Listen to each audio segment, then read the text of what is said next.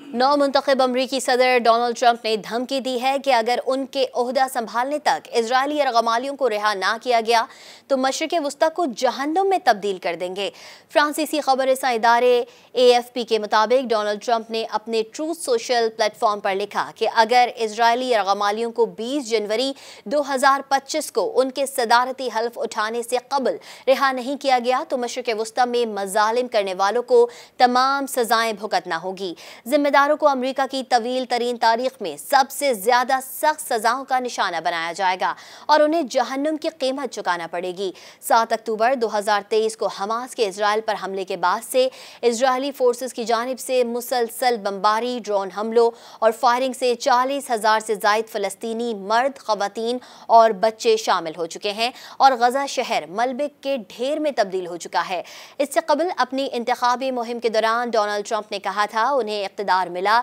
तो वो गजा में जारी जंग रुकवा देंगे। अमरीकी नौ मुंतखब सदर ने अपने सोशल मीडिया प्लेटफॉर्म ट्रुथ पर लिखा कि हर कोई यरगमालियों के बारे में बात कर रहा है जिन्हें मशरिक़ वस्ता में पुरतशद्दुद, गैर इंसानी और पूरी दुनिया की मर्जी के खिलाफ रखा गया है, लेकिन इसके खिलाफ सिर्फ ज़ुबानी जमा खर्च है, अमली इक़दाम कहीं नहीं। दूसरी जानिब अमरीकी वज़ीर ख़ारजा एंटोनी ब्लिंकन ने इजराइल के वज़ीर बराए तज़वीराती उमूर से मुलाकात की और तमाम यरगमालियों को वतन वापस लाने और गजा में जंग के खात्मे की अहमियत का इआदा किया। कतर के नशरियाती इदारे अल जज़ीरा के मुताबिक अमरीकी वज़ारत ख़ारजा के तर्जुमान ने कहा कि एंटोनी ब्लिंकन ने इस बात पर भी जोर दिया कि इजराइल को गजा भर में इंसानी इमदाद की फराहमी को आसान बनाने के लिए मजीद काम करना चाहिए और लबनान में हाल ही में ऐलान करदा जंग बंदी पर अमल दरामद भी तबादला ख्याल है।